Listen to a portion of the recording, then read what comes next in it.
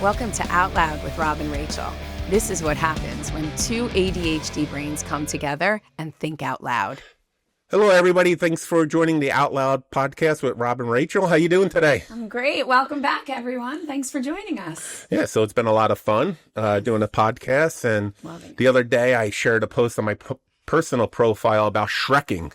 Which I, by the way, had zero knowledge of up until that point. Yeah, me too. I didn't see it. I actually saw a video on Instagram about it. It was a different one than I shared because I couldn't find it on Facebook. So you want to say what Shrekking is? Or you want me to? No, you have to say it because I'm still not 100% clear on it. So Shrekking is when somebody dates a partner or picks a partner that's traditionally much less attracted than they are. Mm-hmm. So this way here, they feel like they'll treat them very well. And they'll be more loyal. Loyal. Okay. Which I can argue that all day long, how that doesn't work. How it doesn't work. Okay, I was going to say, I don't think it works either. But do you know why? Well, and this is just Robism. So let me now then sort of explain what I got from that that I'm on the same page. So it means that somebody's dating somebody who they know they're above. Right. Like, so they are basically out of that other person's league. Mm-hmm. Like, almost like unattainable to that other person. And the other person knows it. Yeah, that's the big part of this. So here's my first question, though. How is that other person not suspect right off the bat? I don't know. But I mean, wouldn't that make the other person feel like crap? Maybe. Yeah, I would think so. So now tell me why you think it doesn't work. Because it doesn't work on the guy's side. On the guy's, because once a woman sees a man, this is a George Costanza thing. If you remember George had a picture of his girlfriend that was a model, and he would show everybody that all the other girls were all of a sudden attractive to him. Because George, yes. There must be something about him if he has an attractive girl. There. And I think women would be intrigued by an average looking man who doesn't make a lot of money. So you think... wow. So you think that then all of a sudden he would become a hot piece of meat? Not a hot piece of meat, but intriguing. All you have to do is be intriguing. You don't have to be to get things started. Okay. You're right. So... do you remember that episode? I do remember that episode. And do you know who's coming to mind right now as you're saying that? Pete Davidson. Right? Yeah. Because, what's going on there? And he got influential women who had their own money. I know. Yeah, so, well, you know the rumors about him, though. I know. He said it's not true. That's what you have to wonder, right? Right, yeah. Intriguing. What's the attraction? Right, but that's an intriguing part of it, right? I guess so. Yeah. He got rid of all his tattoos, too. I saw that. Yeah. He had them, lasered off, right? Yeah, it looks good. Yeah, so... he's now conforming. Oh, see, now maybe then he will become now in that next league. I don't know, yeah. So maybe. Can the person... That's an interesting concept. Can the person then level up? What if they have a glow up now? You have given them now the confidence to become a different person almost, and they have this glow up. Oh, and then the player just got played. What about that? Well, actually, this is funny because I never thought of it. That actually happened to me in my 20s. Somebody I was kind of dating just changed my whole style. I was just like a regular guy. And I all of a sudden overnight, I became like a hipster, like literally overnight. Then all of a sudden I had all these other opportunities. See? Yeah. And so someone Shrekked me. I didn't even know it before. Well, I was Shrekked. He just discovered that in real time. Because I said before, I don't know that I've ever been Shrekked. I mean, I don't think I've dated enough. I think I would know if I got Shrekked, right? Like you said, I haven't. I mean, that's wow. Yeah, I was Shrekked. But I think... Are you okay? Yeah, I'm all right. I think some woman sees the potential. Well, that's true. You know, man. So do you think there's a difference in the women Shrekking version and the man Shrekking version? Like, do you think they Shrek for different reasons? I think women might Shrek. I'm going to be called sexist after all these podcasts. I mean, a little bit, whatever you got to do. But maybe for power, control. Okay. Okay. Yeah, I don't think that's mean, sexist at all. I think that's just there are some men who would like more control in the relationship. Right. Than certain women would allow. So I don't know that that's necessarily sexist. I think it's like a control. It's like a control thing. So then what would the woman would do it for the loyalty, I think. Yeah. Right? Like the motive for the woman, I think, would be loyalty. Right. I know for the way that I would think, the logical, I guess, explanation would be that somebody who isn't as attractive to other people wouldn't stray as easily, I guess, right? So you would know that, or you would feel a little bit more secure in the relationship. Yeah, so like a low self-esteem type of thing. Yeah, I would think. Yeah, interesting that motives for men are from Mars and women are from Venus, right? I mean, that there's a reason that book was made and it was so popular. Yeah. It's true. Yeah. So on the Shrekking, which first of all, I have to point out that I think it's really funny that Shrekking is now a verb. Right. Okay, can we talk about that for a second? Yeah. That all of these words just change tense. Right. I had a conversation with my kids about all the new words, and a lot of nouns have become verbs. Yes. Yeah, and I'll say to them, how do you use that specific? None of them are coming to mind right now specifically, but I would say to them, how do you use these in a sentence? And they say, oh, however you want. They're like, I don't get it. What do you mean? So you can just make it a verb wherever you want it to be a verb, and then a noun if you want it. Yeah. Mm-hmm. Yep, that's about right. Yeah. Very interesting. And the dictionaries are picking up. Are doing that. I know. Yeah, they're accepting even 6'7's a word now. It's actually a word in a dictionary, from what I understand. I don't know that I have many words for that. And it's two numbers. It's not even written 6'7". It's the numbers. Is there a slash in between? I don't even know. I just saw it really quickly. 7? Maybe it's fake news. I don't know. I was a sick 7 as my Halloween costume this year because I am sick and tired of hearing my students say 6, 7 and do that 6, 7 or whatever that ridiculous thing is. Yeah. I can't even hand out the Chromebooks in my classroom in order. I have to skip to 8 because if I go from 6 to 7, it starts chaos and mayhem in my classroom, and they dance and they do the whole thing, and it takes a lightning rod to bring them back. So let me ask you something. Do you know anybody who you feel Shrek now that you know what it is? I would need to think about that for a second. I know some divorces that were Shrekking for some. I mean, I don't know that. No. Oh, so someone would Shrek and then, well, if they wind up with them, then, I mean, is it really Shrekking at that point? I don't know. Like, is Shrekking a long-term thing? Oh, yeah, absolutely. So you just stay with the person for the rest of your life? Mm-hmm. But what if you fell in love with them? Here's me, the girl. It's still Shrekking. So the pretense of the relationship was built on Shrekking. Yeah. And then you grew to love the person? Yeah, I don't know. I think I think that Shrekking is more, the guy is Shrek mostly, I would imagine. The guy is Shrek. Absolutely. I would think so. So the first time, if you're dating somebody, right? Okay. If you're dating somebody, your friends, the first thing they're going to ask is, what do they do for a living?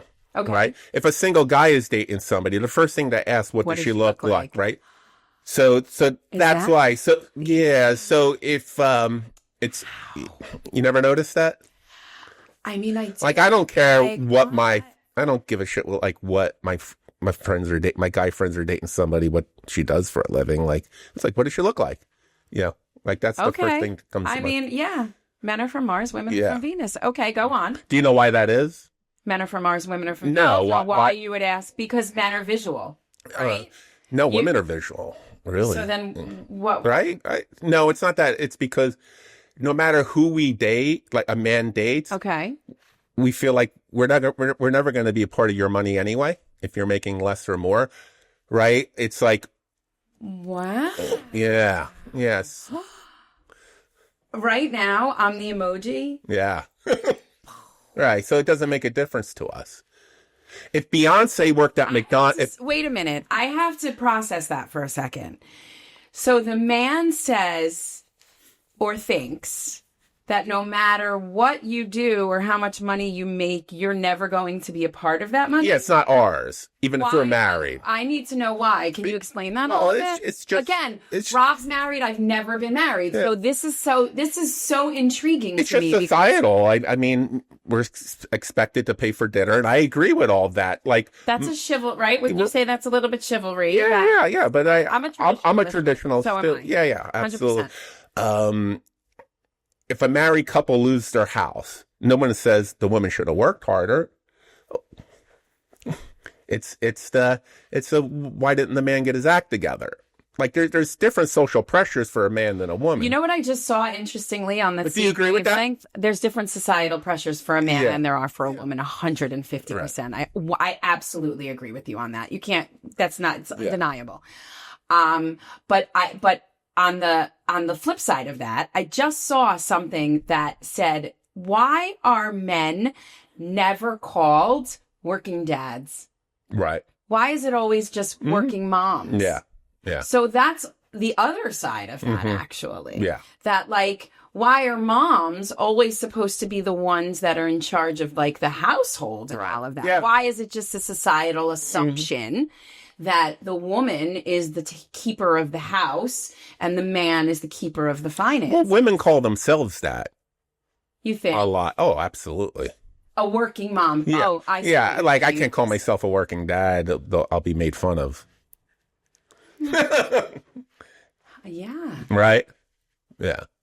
And I was very involved with my children growing up. Like, as much as my wife, I would say we were equals with that stuff. Again, it's so hard for me because I'm the only. Yeah, parent. right. So for me, it's like I'm the mom, all of it, no matter what. So like to say working mom, non-work, like I don't have a choice. So for me, I don't think like that. Well, you know what I'm saying? So when I heard that, I was like, oh, that's really interesting. Yeah, maybe because traditionally the mom stayed home. Yes. Again, it goes back to what I said. We don't look for the guy doesn't look for the woman's money because your money, even if you're making more, it's considered extra. It's considered extra money. So that's an interesting concept. And I'm gonna relate it back now to my dating, because when my kids were younger, I'm a single mother by choice. My kids don't have a dad. They know that. It's not something that's a shock to them. We've been talking about it since they were old enough to understand it. At every level, I've sort of intensified the explanation. But when they were younger, and I dabbled in dating a little while, and then I was like, I don't think so. And I sort of said, I'm coming out of this until my kids are old enough, because if anybody's going to mess up my kids, it's only going to be me. Like, I brought them in. The drama of a relationship is not going to mess my kids up. But when I did dabble, what I realized was, as soon as I told, they would ask me, you wrote single, not like widowed or divorced. What does that mean? You're a mom. Right. And I would say, right, I'm a single mom by choice. And one time, a guy actually, as soon as I like explained that to him, he was like, yeah, I don't think this is going to work out. Oh, that's funny. And not funny, but interesting. I think, and I realized that at that level, the man was almost looking for like that thought that I was looking for somebody to like financially take care of my children and me. Or not even, maybe even emotionally. And emotionally, yeah, probably more of that, and what's funny to me is that I would never have gone through the path that I went through if that's what I was looking for. It's very easy to find a partner. Yeah, sure. But now it makes sense, because the men are supposed to, I mean, not that it didn't make sense then, but back then I was like, you know, dude, I'm pretty good on my own over here. Yeah. Like, I don't need you, but I get it. I get why men would lean that way, is what I'm saying. And this analogy has been said over and over again, but it's kind of like Beyonce. So if Beyonce wasn't rich, but she looked the way she did, and she worked at McDonald's, she would be fine somehow, right? She would find a guy that would get her over the counter. Now, what would happen if Jay-Z wasn't rich and he worked behind the counter? Well, I mean, all you have to do is look at Empire State of Mind, that song that he wrote. He says, I was an IEP kid. In the thing, he says, I was an IEP kid. He admits it, that like, it's funny that you say that. I always use that song and Jay-Z as for example for my students, because like, and I'm now going from dating to ADHD, because that's what I want to talk about. All right. Enough about my dating life. Enough about this. Jay-Z was able to tap into his genius artistically, but academically it was looked at as a learning disability. Right. Because back when he was in school, nobody gave him the opportunity to display his genius in a way that he was comfortable doing it. So I sent you the other day that thing about these signs or what it means to be ADHD and what it doesn't mean to be ADHD.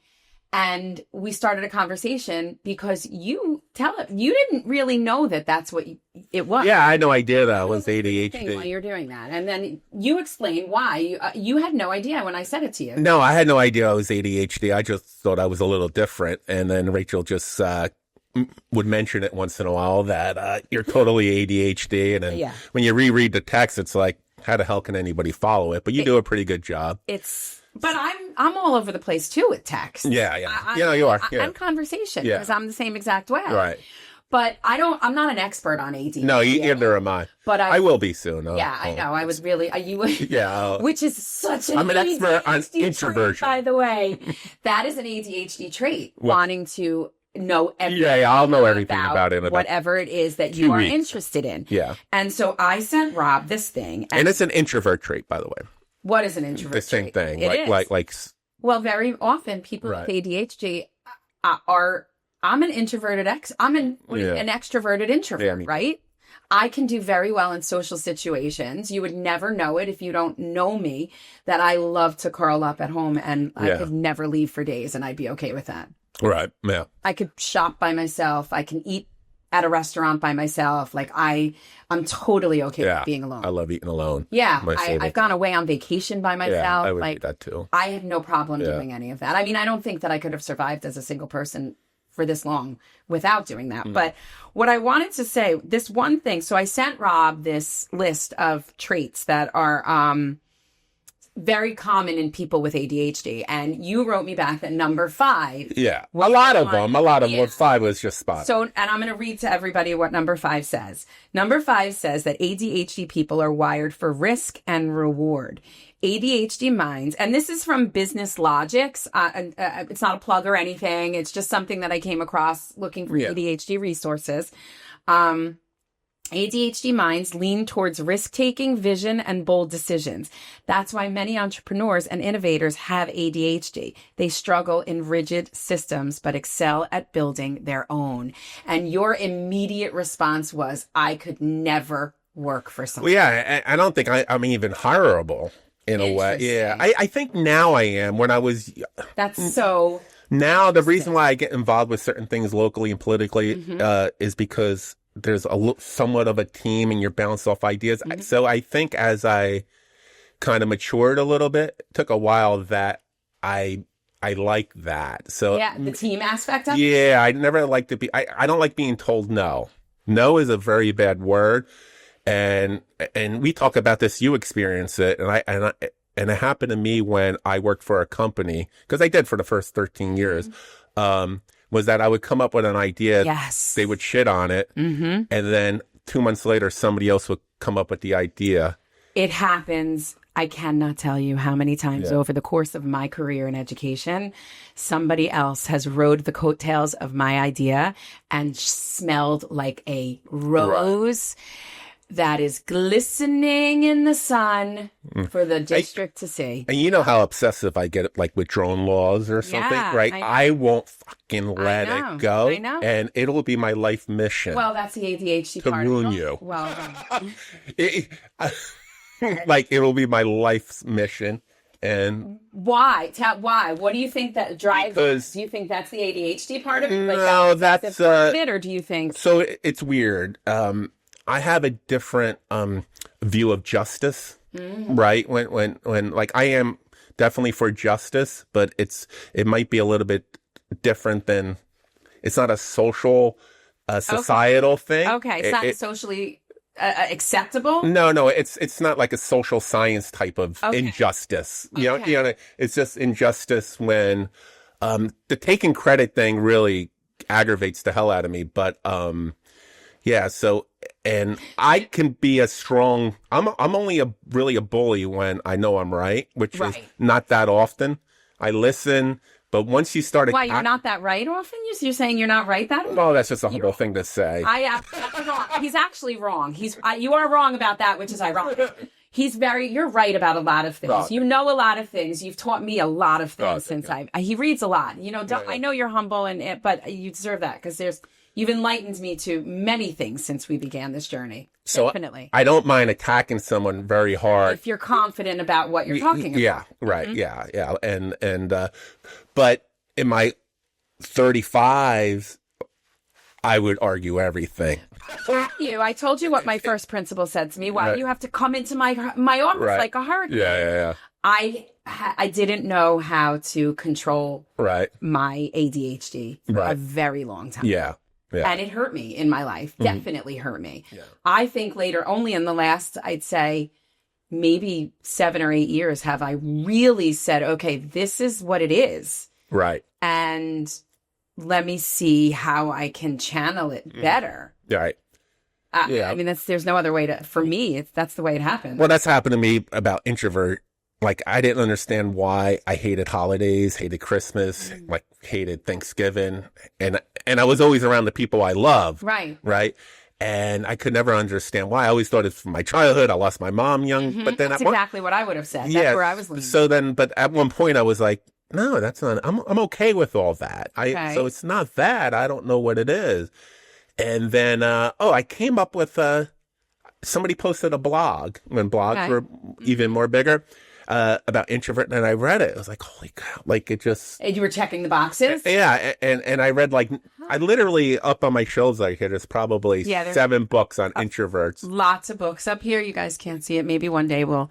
And there's one by Susan Cain. You only have to really read one, by Susan Cain called Quiet. And it just explained everything. So I got obsessed with that. It actually made me help raise my son, Jacob. Do you know better. OCD is a symptom of ADHD? Yeah. You are OCD. Yeah. About certain things. Yeah. Not like the washing the hands, not the only my OCD is certainly a strength. Yeah, me too. Yeah. Me too. Like, I'll dive into, like, learning about the BOE. I'll just dive into it. It is a strength. Yeah. I think that is a strength. That's why I think ADHD is a strength. Well, that's where we're going back, right? We got off track a little bit. But that's what it is. It is. Superpower. And I think that so many of the things that I've been able to do are because of my ADHD. Right. And once I learned how to handle it and to, like... You got to know what it is. Almost. Yeah. Then I was like, okay, all right. And that's why I disagree when people say, everything has a diagnosis. No, diagnoses are good so you know how to fix it. So words are important. I totally... everybody has ADHD. No, if you know you have it, then you can make it a strength. And, back to diagnosis, when we were younger, they call us the quiet generation. Like the women of our generation, we were not diagnosed because... it presented so differently than the boys. Boys were, running around the classroom and they couldn't be controlled and they were, mischievous and it was, they couldn't focus. It was obvious, right? It was like in your face ADHD.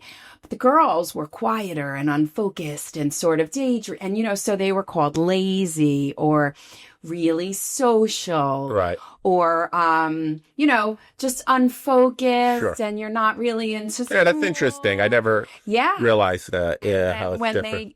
They, for a very long time, this I do know about ADHD. For a very long time, there were 2 different kinds. There was ADD and ADHD. So they separated it. The hyperactive part of it was a totally different person. I think it still should be different, but... Well, they do differentiate. Okay. They just say inattentive type. Okay. So it's called ADHD. The whole umbrella is ADHD. Yeah, I don't like that. I like the ADD part. But okay, I get it. But...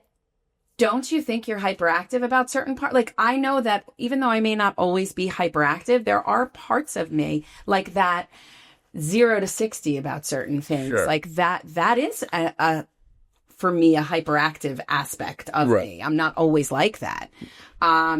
So I think taking the HD away altogether and just it almost doesn't paint the whole picture. No, so I get why they changed it. Yeah. No, I gotcha.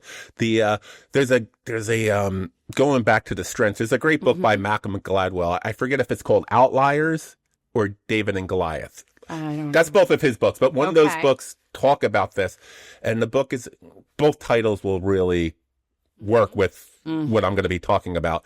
So it's really about, the book is about how the struggles that you have in life can become your strengths. So they give examples like, I think it was the Book of Success but Branson from Virgin. Virgin Airlines. Virgin Airlines. So he had dyslexia, right?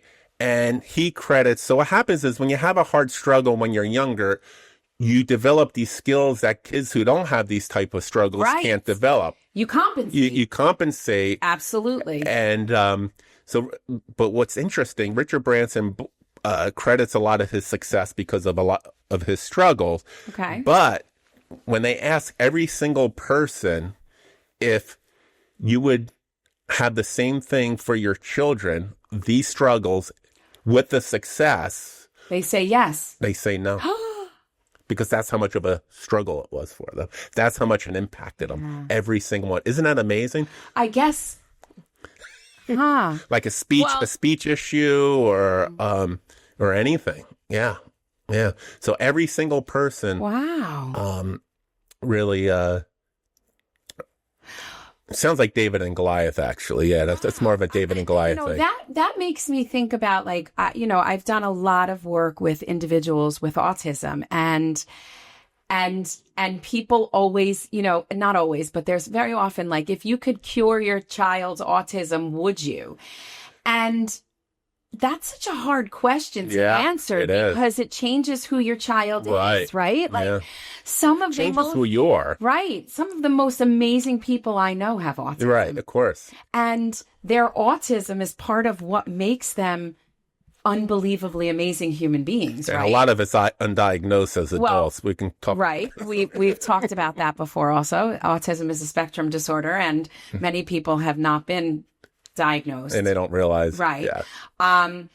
But that's interesting that people would say, no, they wouldn't want anybody. I mean, I get it. You don't want your children to suffer the way that you suffered. You never want your children to have to go through what you always want. But they're proud that they got through it. Like it's not an embarrassment. So it's interesting that, but that's how much of an effect that these things have on people when they're younger. Think about some of the greats that we know, like James Earl Jones. He was a stutterer, severe stutterer, and his stuttering is what led him to be, a speak. Because when you stutter, they tell you to practice rehearsed speeches and poems and, read scripts because you don't have to think about what you're going to say and say it at the same time. That's where the stuttering comes in. So when it's already prepared for you, you can do it more fluidly and more fluently. And he became this unbelievably great actor, speaker, orator because of his disability. I mean, that's crazy. Going back and thankful for us, like it's such a blessing. And going back to ADHD, I mean, looking back as a child, like I was lost in school. No, like there was no comprehension.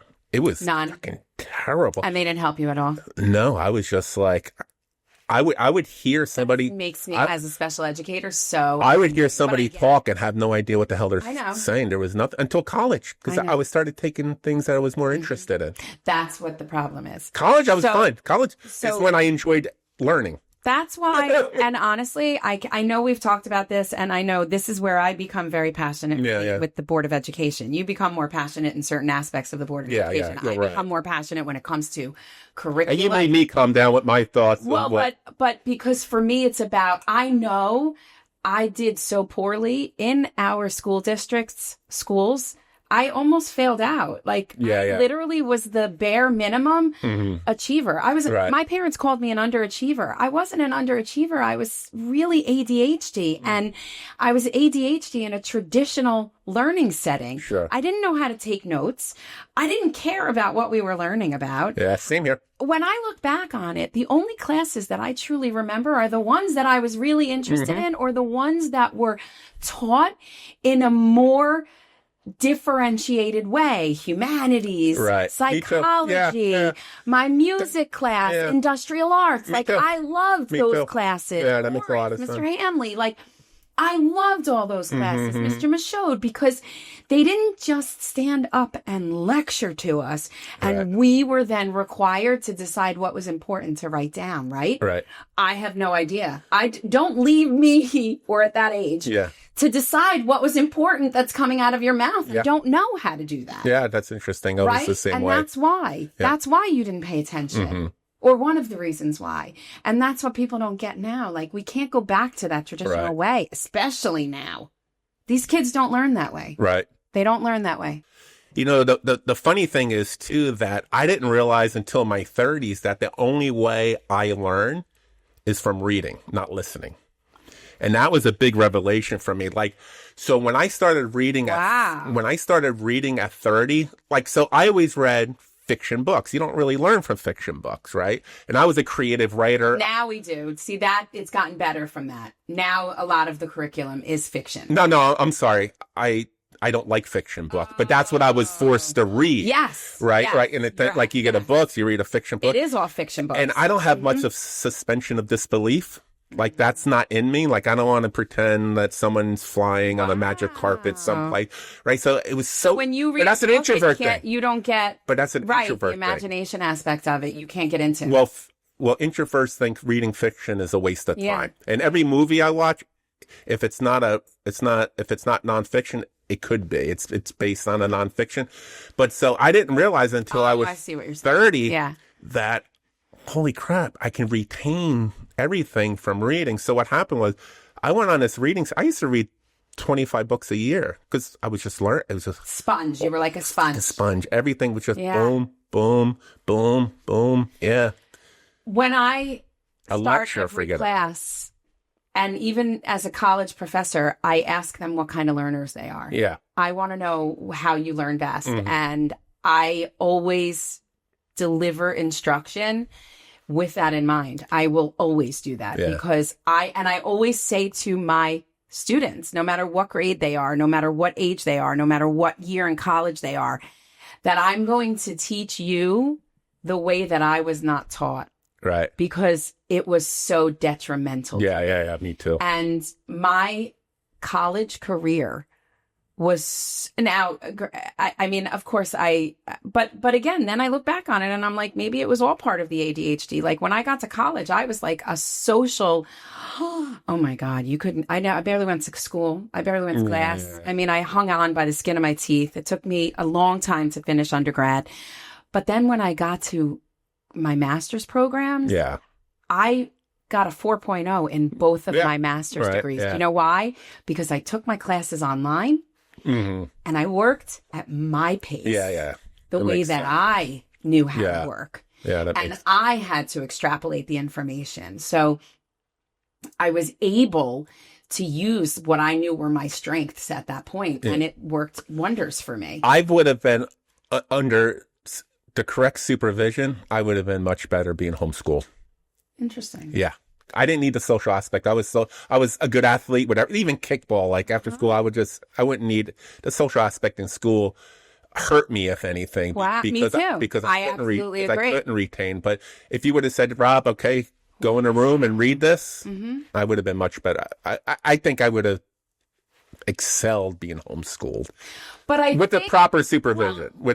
So I'm gonna actually go back at you for that and just say, and this is the 80s and the 70s, not now, how they just So I'm gonna say to you, yes, as the classroom setup was back when that's you what were I'm talking in school, about. You definitely would have done better as a homeschooled child.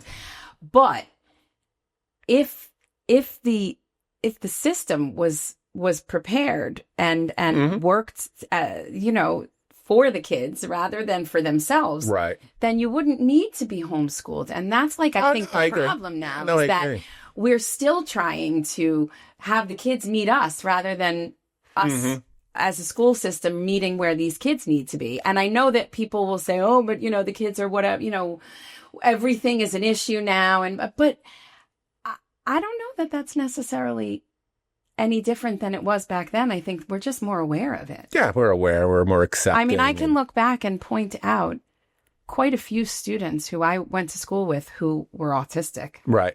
Oh, yeah. And were not diagnosed. Yeah. And had they been given the supports that they needed, would have been much more successful. Yeah. I was in a much smaller town than you, so we got a little bit of it, but not like East Brunswick would have back then. I know. I can close my eyes and I can literally picture like 3 or 4 people. And it's sad to me because now, in the position that I'm in right now, I wish I could go back and be like, scream at the educators and be like, well, they need help. Like, what are you doing? Yeah. Like, we're literally setting these kids up for failure. How did you not see this? It's like a neon sign. Right. I don't get it. Yeah. It's bizarre. But it's a cycle, and it's never going to, unfortunately, education as a whole is reactive, not proactive. Right. We always react to the stuff that comes flying at us rather than stopping the stuff from flying at us to begin with. Yeah, so exactly. It's a vicious cycle. I wonder going back if I would have done so much, but like, don't you wonder what your trajectory would have been like had you gotten the supports? It would have been much different. Yeah. I mean, I think about for me, it's time. And you know how I feel about time. Like, time is that commodity you can't get back. It doesn't matter who you are. I think what happened with me was struggling with so much as a child that, and this might be patting myself on the back, I think I'm able to critically think different than other people. Like, I just have, like, I see some of the smartest people that I know, and I talk to them with certain things. It's just, yes, they trust authority so much that it's because they trusted their teachers so much, and they trusted everything. And then they trusted their profession. They never questioned anything. Like sheep being led like a herd. I don't want to call it sheep. I actually don't like that word. No, it's not sheep. It's just that maybe because they were able to retain information so much easier that they never had to question it. You know what I mean? I don't know what it is. It's not sheep. It's they just trust. Like, you have to trust people. To some point. Yes, you do. Yeah. I mean, of course you have to trust people, but not blindly. Right. Yeah. I mean, blind trust is not good trust. Yeah. Maybe I didn't explain it well enough, but it's I think it goes back to I think it's the David and Goliath book. The more that you struggle, the more skills you develop that other people who didn't struggle with certain things can't develop. I think critical thinking is one of them. And street smarts as well. Don't you? Yeah, I think it all kind of goes together. Yeah. It's part of the same package. Yeah, because you couldn't rely just on the cerebral aspect of everything. You had to rely also on the pragmatic aspect of things as well. Yeah, pragmatic's actually the right word. Right? Like the way that things were happening around you and the context of certain things and all of that. Yeah, like I'm often amazed how some of the smartest people I know get gaslit so easy. Oh, my God. Or how some of the smartest people we know are so naive about like certain social situations. Oh yeah, absolutely. That's interesting to me as well. Like, something that would be so common sense to you and I is otherworldly or not even thought about. Like, just isn't even a concept to some. Yeah. That's that's just fascinating to me. What's interesting, what happened to me over the last year is that, because of artificial intelligence, it's so easy to fact check things now that you really can't get away with everything. My ADHD wouldn't allow me to go on Google, pull up 5 articles, make sense of it, even though I felt I was at least right. Now, when I feel that I'm right, it's so easy to fact check. Where am I? You can ask, where am I wrong? What am I not thinking about? Like, and like some people say, well, things were better. We had this argument, like things were better back then. I know somebody who lived there. Then you're like, let me see the statistic. But like it's easier 100%. And I think so. So for people like people like myself, it's easier to defend my thought process because getting the research is so much easier now. It makes me think of something that you and I have talked about very often, is that you said that you don't like when people, what did you say before? You don't like when people are you bullying. Right. Right. But what bothers me is when people think they're getting over on others. Right. Yeah, of course. Yeah. That, Well, it all goes together. exactly. Yeah. Like that bothers me. Like when, and it bothers me when people can get over on others. Right. Like that. So that's where my OCD comes Right. in. I become like enraged. Like I see you. Like I see you. I see Right. through you. Others may not, but I do. So please don't lump me with, Right. you know, and the others. it's always interesting. It really apparent during political season because people will type this as like, this doesn't seem right, like I had no, so you copy and paste it. Can you do a deep search, Right. On this? And so what happens is there's a lot of half truths, and then the rest are assumptions about everything. Right. And but it'll actually pull up. Here's a link where they said that. Here's a link when they didn't say it quite like this. Yeah. And it's just so it just levels the playing field. It does level the I think the playing field. scatterbrains like us are at an advantage now because we have somebody that. And also because this is where a great thing with ChatGPT and all the AI is also because for me, I need to extrapolate the important information because I'm going to get lost in the weeds when I'm reading it, right? Yeah. Like I know I'm going to have to read it 3-4 times to find, like, that's just the way that I am. I can do it, but it will take me, Right. I've learned that reading out loud for me is is something that I need to do to help me, really comprehend things. To correct my reading or my writing or anything like that, I have to be doing it out loud. But with ChatGPT and those, you can pull out like, okay, so here's the text. Can you pull out from this? Yeah. With this focus, the important parts. Right. And then it gives it to me afterwards. So like I'll do a one read, but then I'll be like, ooh, and then I'll say, okay, do this for me and give me what's really important on it. That's a really good tool for like AI for somebody who has ADHD. Yeah, it's interesting how so many people will post something with such confidence without checking it on AI. No, like it's so easy. There's no excuse to give out false information anymore. Yeah, I know. Yeah, like but politicians do it all the time. No, I know. But, I mean, right? But that's their job is the the gaslighting all of us. Sure, I mean that's so it's our job to figure out. Yeah, it's the truth. But even some people that it's just fun. It's just it's easier to have. It's nice when your biases are confirmed, right? So he's like, nah, this can't be. This is not true. But 2 years ago, you wouldn't have done the research. Been able to. Well, did we talk about this already? The publication that's up in the city that I teach in, and it's one of the only publications still left in the city, and it's behind a paywall. Oh, right. So there's only like a snippet of the article, but yet. There's like 675 comments talking about everything that everybody knows about it. And when you go to click on the article, you literally you can't see anything. So people are full of it. Nobody's paying to read that article that made comments. They're commenting based off of just that little snippet, and they're acting like experts. Right. So it happens all the time. It's really shameful. That's funny. It's what's fueling our world. Yep. Right? Fueling our world. It's sad.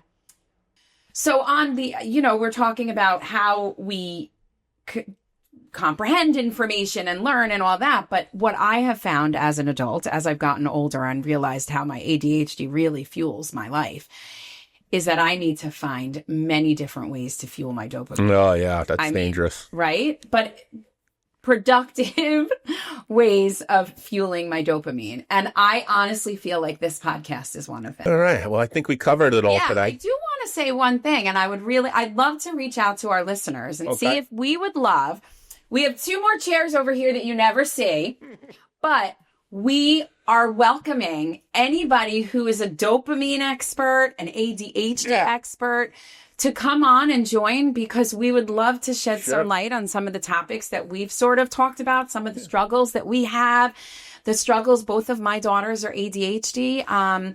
Most of my family is ADHD, quite frankly. And I believe it's definitely there's a genetic disposition. And even I would love an introvert person, because I found that most divorces happen when there's an introvert and an extrovert married. Interesting. Because in the beginning, it's cute. He's so outgoing. I love it. And then the guy's like, oh, it's so great that, just quiet and reserved. He brings me down. Then what happens is after a while, they can't level each other off, right? You get sick of it because, you have a quiet house and then somebody walks in, like your principal said, it's like a fucking tornado, like a tornado coming in, and it just changes. Yeah, it does change everything. Yeah, it's just change. And an extrovert always feels like they have to get a reaction out of you. Right. And that's gotta make for how does fighting in a situation like that happen? But it's everything. It's like, come on, why don't you smile? Come on, let's like I can have when I'm having the best time, I'm like this. Like I look fucking miserable, but why? But I'm thinking, I'm enjoying. Like if I watch a comedy show that I think is funny as shit, you never hear me laugh. I just sit there and I'm thinking about it, how brilliant it is, how smart these guys are. Breaking it down in your head, like you're like, not just in the moment enjoying. No, I'm like, this guy's fucking brilliant. This woman's brilliant. Oh my god, how do you put that together? Or you're deep, I'm just a very. But like my friend Eddie, it's funny. Like he's a total extrovert. So I can't wait to meet Eddie. By the way, Eddie. So when we're together, Eddie. We go out to dinner a lot. He's trying to get the reaction. He's not happy until he gets a reaction out of the waiter. Yeah. And me, I'm like sweating. Like fucking just leave him the fuck alone. We're like the odd couple. Yeah. Yeah. So Felix and Oscar. Like he needs a reaction out of somebody to. I am a non-reaction type person. Yeah, I don't get need anything. Just let me leave my dinner. Yeah. Totally. It's funny because my wife likes Eddie because my wife's the same way. Okay. Yeah. She's a quiet extrovert. Yeah. So that's why it works. Right. Yeah. Huh. She likes when other people are extroverts more. Okay. She likes to be there and enjoy the she likes to enjoy the accolades. She'll nag them on, like she'll get them going more. Like she gives them permission to be like that. Yeah. She's a good audience. Yeah. All right, that's awesome. But anyway. So please come reach out to us. If you're an expert on something, anything, let us email us, our website on Instagram. Yeah. We're starting a TikTok. Yep. We just for Out Loud. Just for Out Loud, not for anything else, just for us. We really enjoy doing this and we want to bring it to the masses. So if you would love to join us in our 2 extra seats, please reach out to us. We'd love to have you. Great. Thanks, everybody. Bye.